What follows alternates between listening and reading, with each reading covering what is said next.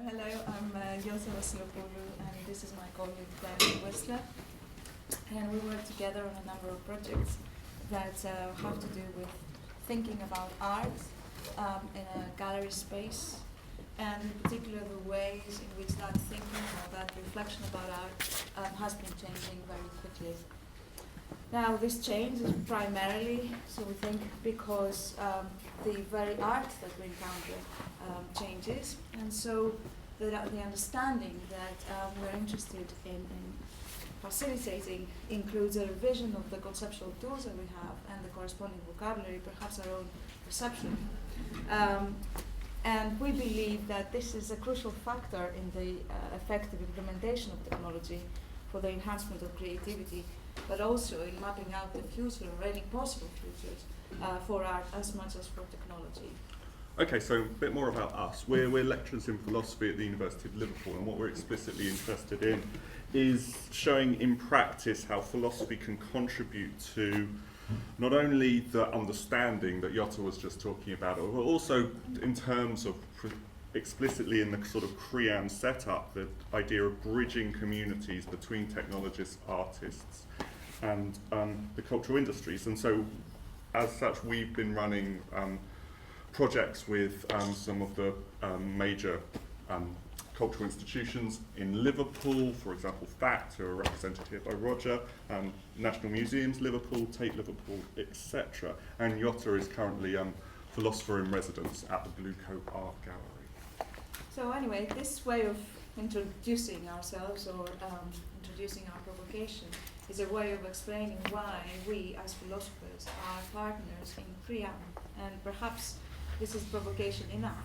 So we might as well finish our presentation here. However, in the next few minutes, we're just going to raise 2 points to make things a little bit more specific. So Dan is going to introduce us now to this basic So hopefully idea. this is an uncontroversial place to start, but we think that one of the basic trends being seen at the moment in terms of artistic practice, and that's been going on for quite a while, I guess, is a shift towards greater and greater mass participation.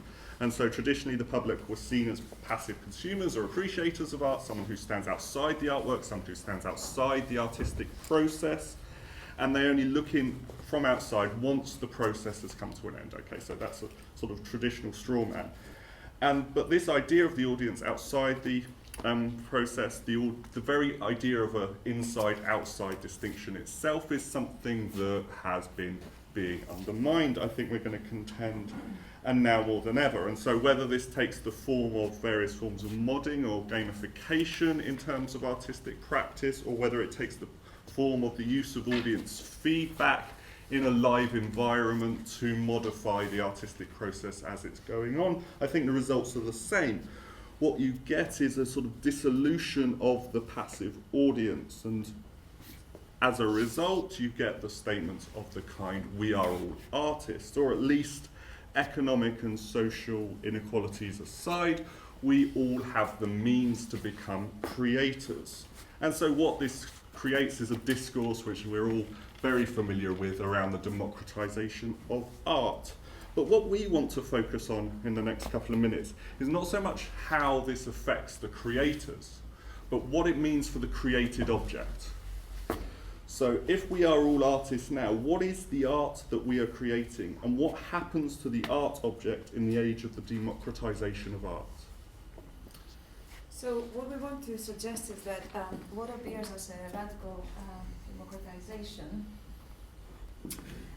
puts into question three key presuppositions of the way we have thought and talked about art since the 18th century. So first, and pretty obviously, it problematizes the very idea of an artistic genius or an elite group of creators who somehow stand apart from the public, like the avant-garde, for example. If everyone is actively participating in the formation of art or of art objects, whatever these objects might be, then there are no distinct, isolated group of creators. So the myth of genius here explodes.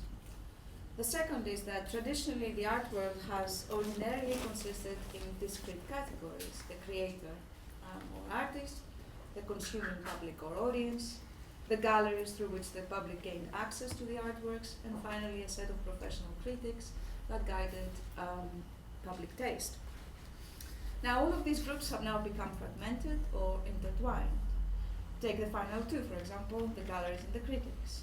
The official process of mediation, filtering and funneling the artworks before they're generally seen, placing a value on the works and setting a criterion or example of what is good art, has now broken down, and so too the traditional system of expertise and authority in the art world.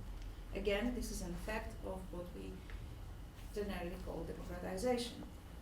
Now, another key presupposition of the artistic tradition of the last 200 years that is put into question is the autonomy of the domain of art. So, what I mean is the idea that the work of art is a sui generis object to be appreciated and valued by its own norms. And the same goes for artistic creativity and experience in general. So, in other words, the work of art is not and should not be treated or valued as a commodity or a religious artifact or an instrument of learning or a piece of moral instruction, but as an object that stands apart from everything else. In short, the artistic tradition gives rise to the separation of art from life, if by life we understand all the other activities that make up our social existence. Thus, in contrast to this life, the world of art emerges as the world of another life, a beautiful illusion where objects removed from the necessities and vicissitudes of use, exchange, or property can freely give everyone a particular kind of delight. Whatever value art and its work possesses, they are acquired precisely because they manage to separate themselves from the business of life. Now, although ever since its inception, this idea of the autonomy of the domain of art has been repeatedly challenged, this is a position that to some extent still informs our conception of art, or at least the theoretical discourse on art. We still think that a gallery is not a shop, nor a church, nor a school, or a university. By the way, it's funny that on the way here, I don't know if you've noticed, but outside there is this sign that says church, but not the way you know it. So if you, okay. So we increasingly attach to galleries and museums qualifications like a place to think, or a place to learn, a lab, a place to research. And these new expectations or even demands seem to be intimately linked with technology. Okay, so the question is something like, how does the technological present, but most of all the technological future, how does this assault vigorously the idea of the autonomy of the artistic domain? And there are just two things we want to consider here. First, and really mundanely, and this is just something you'll immediately occur to you, that obviously the relations between art and non-art are fluid. And so this is most obvious in the notion of genre. So the traditional genres like sculpture, performance, etc. have been breaking down, let's say, and and what this means is the very discourse, the very concept, the very way we talk about and understand what is art.